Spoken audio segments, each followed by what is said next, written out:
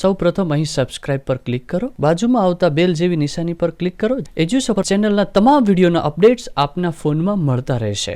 નમસ્કાર મિત્રો, હું પરેશ ચાવડા એજ્યુસફરમાં આપનું હાર્દિક સ્વાગત કરું છું. ચાલો આજે જોઈએ તારીખ 1 થી 3 એપ્રિલ 2017ના કરંટ અફેર્સના મુદ્દાઓ. મિત્રો, આપને સૌપ્રથમ જણાવી દઈએ કે અમારી એજ્યુસફર ચેનલ આપને સ્પર્ધાત્મક પરીક્ષાનું તમામ પ્રકારનું મટીરિયલ્સ પૂરું પાડશે.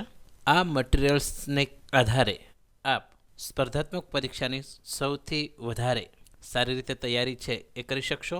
આ ઉપરાંત અમારા દ્વારા ડેઇલી અપડેટ થતા કરંટ અફેર્સના અગત્યના મુદ્દાઓ છે એની પણ આપ નોંધ લેશો, જેથી કરીને આવનારી પરીક્ષાઓ છે એમાં આપ જ્વલંત સફળતા હાંસલ કરી શકો. તો જો હજુ સુધી આપે એજ્યુસફર ડાઉનલોડ ન કરી હોય તો એને જરૂરથી ડાઉનલોડ કરશો અને અમારી યુટ્યુબ ચેનલ એજ્યુસફરને પણ જરૂરથી સબસ્ક્રાઇબ કરજો. તો સૌપ્રથમ શરૂઆત કરીએ. મધ્ય અમેરિકાનું સૌથી નાનું રાષ્ટ્ર અલ સાલ્વાડોર ધાતુ ખનન પર પ્રતિબંધ લગાવનાર પ્રથમ દેશ બનવા પામેલ છે. મિત્રો, આપને જણાવી દઈએ કે ધાતુ ખનનને કારણે પૃથ્વીની જે ભૂસપાટી છે એ ભૂસપાટીમાં અવનવા ફેરફાર છે એ આવે છે અને તેને કારણે આપણી કુદરતી સમતુલા ખોરવાય છે. આ બાબતને અહીંયા ધ્યાને લેવામાં આવી છે. બીજી વાત આપણે એ જણાવીએ કે માણસે સૌપ્રથમ કોઈ ધાતુ વાપરવાની શરૂઆત કરી હોય તો એ તાંબુ ધાતુ હતી. ત્યાર પછી મહત્વનો મુદ્દો આપણે એ જણાવીએ કે અલ સાલ્વાડોર છે એનું સૌથી મોટું શહેર એટલે કે સાન સાલ્વાડોર છે. આ શહેર પણ છે અને મહત્વની વાત એ પણ કરીએ કે અલ સાલ્વાડોરની મુદ્રા એ પણ સાન સાલ્વાડોર તરીકે ઓળખાય છે. ત્યારબાદ વાત કરીએ, ભારતીય બેડમિન્ટન ખેલાડી સમીર વર્માએ હોંગકોંગના હું યુનને પરાજય આપી BWF super series India badminton ટુર્નામેન્ટની ક્વાર્ટર ફાઇનલમાં જગ્યા બનાવી ચૂક્યા છે. ત્યારબાદ વાત કરીએ, અમેરિકાના મહિલા ટેનિસ સ્ટાર વિનસ વિલિયમ્સે ઇંગ્લેન્ડના જોહન ક્વોન્ટાને પરાજય આપી માયામી ઓપન ટેનિસ ટુર્નામેન્ટની ક્વાર્ટર ફાઇનલમાં જગ્યા બનાવી ચૂક્યા છે. ત્યાર પછીનો મુદ્દો જોઈએ તો હાલ ભારતીય ક્રિકેટર રવિન્દ્ર જાડેજા 422 પોઈન્ટના સર્વશ્રેષ્ઠ પોઈન્ટ સાથે વિશ્વના નંબર 2 ઓલરાઉન્ડર ખેલાડી બની ગયા છે. ત્યાર પછીનો મુદ્દો જોઈએ તો તુર્કીના લાંબા અંતરના રનર એલવાન એબેલ લેગેસી અને ગામ્બે બલુતને ડોપિંગમાં દોષિત જાહેર થવાને કારણે તેમની પાસેથી વર્ષ 2008 અને વર્ષ 2012ના ઓલિમ્પિકના મેડલો પરત લેવામાં આવશે. ત્યારબાદ વાત કરીએ, નેપાળની અંદર આવેલું માઉન્ટ એવરેસ્ટના ક્લાઇમ્બર્સને શિખર પરથી કચરો નીચે લાવવા માટે પ્રતિ કિલો 120 રૂપિયા વળતર આપવામાં આવશે. મિત્રો, આપને જણાવી દઈએ કે વિશ્વનું સૌથી ઊંચું શિખર એટલે માઉન્ટ એવરેસ્ટ.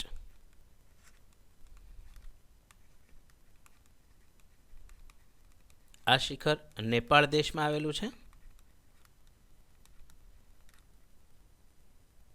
તો માઉન્ટ એવરેસ્ટ સર કરનાર જે પર્વતારોહી છે તેઓ તેમની સાથેના શેરપાઓને કેનવાસ બેગ ક્લીનઅપ મિશન સાથે જોડશે એમ કહી શકાય. કારણ કે ત્યાં જે પર્વતારોહણ કરનારા લોકો છે એ ત્યાં કચરો છોડીને આવે છે અને એને કારણે ત્યાં પ્રદૂષણની માત્રા વધે છે. તો ત્યાં જે ક્લીનઅપ મિશન છે એ શરૂ કરવામાં આવશે. બીજી વાત એ પણ કરીએ કે તેઓને જે કેનવાસ બેગ આપવામાં આવશે તે 80 કિલોની ક્ષમતાવાળી હશે અને આવી 10 બેગ છે તે સ્થાનિક શેરપાઓ છે એને આપવામાં આવે છે. મિત્રો, મહત્ત્વની વાત આપણે એ પણ જણાવીએ કે ત્યાંના જે સ્થાનિક શેરપાઓ છે એ લોકો ત્યાં પોતાનો કચરો છોડીને આવતા નથી, કારણ કે તેઓ માઉન્ટ એવરેસ્ટને પોતાના આરાધ્ય દેવ તરીકે પૂજે છે અથવા તો તેને માને છે. ત્યારબાદ વાત કરીએ, એશિયાઈ હોકી પુરસ્કારમાં ભારતના S Sunil player of the year બનેલા છે અને તેમને જે આ એવોર્ડ અપાયો એ એવોર્ડ વર્ષ 2016 માટેનો આપવામાં આવેલો છે.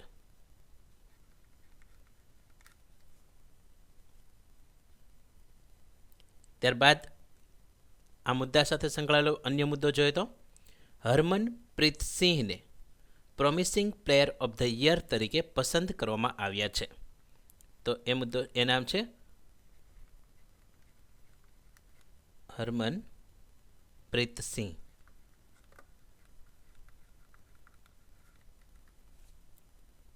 ત્યાર પછીની વાત કરીએ, સુનૈના સિંહ નાલંદા વિશ્વવિદ્યાલયના નવા કુલપતિ તરીકે નિયુક્તિ પામ્યા છે.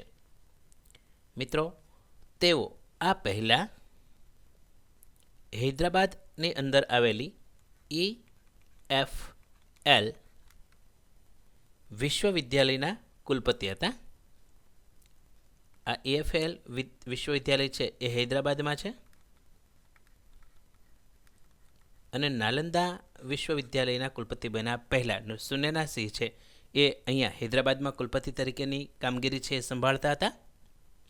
ત્યારબાદ નાલંદા વિશ્વવિદ્યાલયની વાત કરીએ તો નાલંદા વિશ્વવિદ્યાલય બિહાર રાજ્યના નાલંદા જિલ્લામાં આવેલ છે અને આ સંસ્થા વર્ષ 2014થી શરૂ થયેલી છે.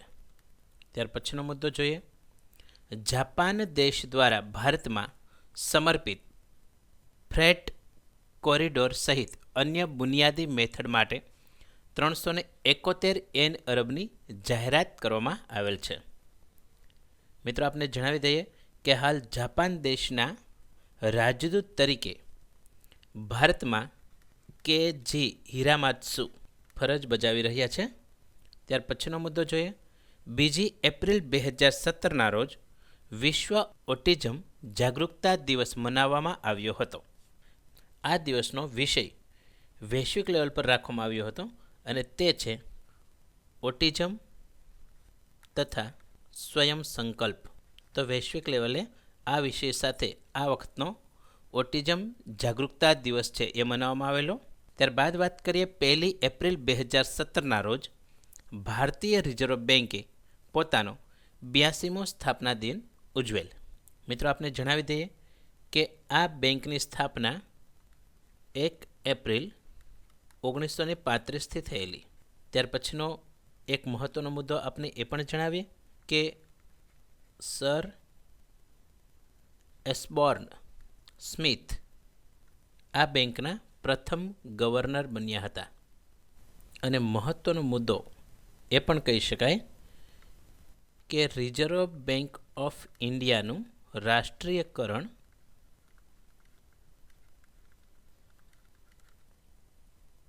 1 જાન્યુઆરી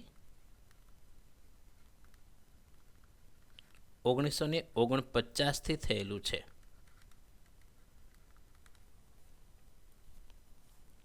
ત્યાર પછીનો મુદ્દો જોઈએ, પ્રથમ મુસ્લિમ વ્યક્તિ અલી જાવેદને હાલમાં ન્યૂયોર્ક પોલીસમાં સામેલ કરવામાં આવ્યા છે. ત્યાર પછીની વાત કરીએ, મલેશિયાના પ્રધાનમંત્રી નજીબ રજાક ભારતની 6 દિવસની યાત્રા પર આવેલા છે. આ મુલાકાત દરમિયાન ભારત સરકારે મલેશિયાની સરકાર સાથે 7 પ્રકારના સમજૂતી કરાર કરેલા છે. ત્યાર પછીનો મુદ્દો જોઈએ, મલેશિયા દેશની આઝાદીના પિતા તરીકે ટુંકુ અબ્દુલ રહેમાનને ઓળખવામાં આવે છે. મિત્રો, આપને જણાવી દઈએ કે મલેશિયા દેશની રાજધાની કુઆલા લંપુર છે, જ્યારે તેનું નાણું એ મલેશિયા રિગિત છે. રિગિતો અત્યારનું નાણું છે મલેશિયાઈ રિગિત. ત્યારબાદ વાત કરીએ, ભારતની એસબીઆઈ બેંકમાં 5 અન્ય બેંકો તથા એક મહિલા બેંકનું વિલીનીકરણ હાલમાં થયેલું છે. તો એસબીઆઈ બેંકની સ્થાપના વર્ષ 1955માં 1 જુલાઈના રોજ થયેલી છે. સ્થાપના આપને જણાવીએ, 1 જુલાઈ 1955. અને આ બેંક સાથે અરુંધતી ભટ્ટાચાર્ય જોડાયેલા છે.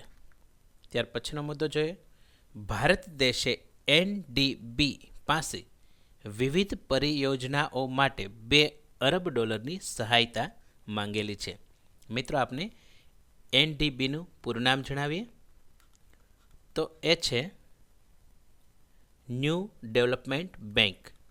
ન્યૂ, તો આ એનડીબીનું પૂરું નામ છે.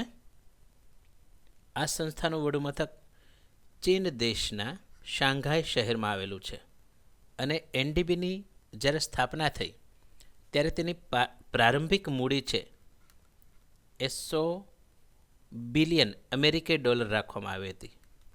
અને મહત્ત્વની વાત એ કરીએ કે એનડીબીના અધ્યક્ષ તરીકે ભારતમાં કેવી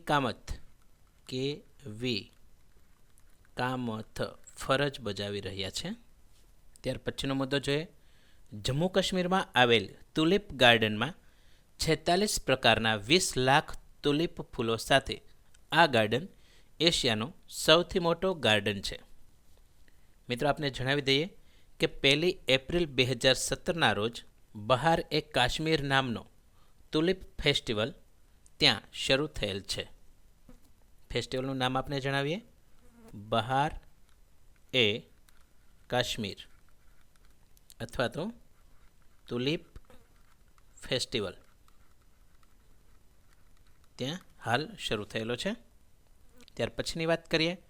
બ્રિક્સ રાષ્ટ્રોમાં બ્રાઝિલ, રશિયા, ભારત, ચીન અને દક્ષિણ આફ્રિકાનો સમાવેશ થાય છે. મિત્રો આપણે જણાવીએ, બ્રિક્સ દેશો દ્વારા તૈયાર થયેલી ન્યૂ ડેવલપમેન્ટ બેંકની બીજી વાર્ષિક બેઠક નવી દિલ્હીમાં આયોજિત થઈ હતી.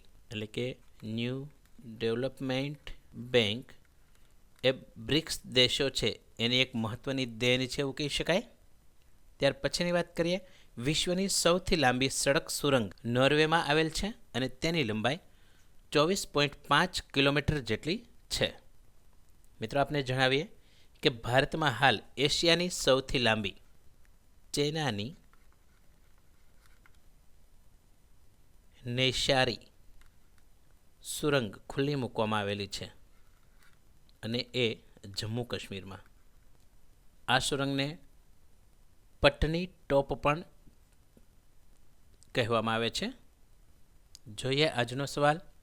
એશિયાનો સૌથી મોટો તુલિપ ગાર્ડન કયા રાજ્યમાં આવેલો છે? મિત્રો, તો કેવો લાગ્યો આપને આ વિડીયો? જો આપને આ વિડીયો ગમ્યો હોય તો અમારા વિડીયોને જરૂરથી લાઈક કરશો, તેને શેર કરશો અને આપના સૂચનો અવશ્ય મોકલશો. આ વિડીયો જોવા બદલ આપનો ખૂબ ખૂબ આભાર.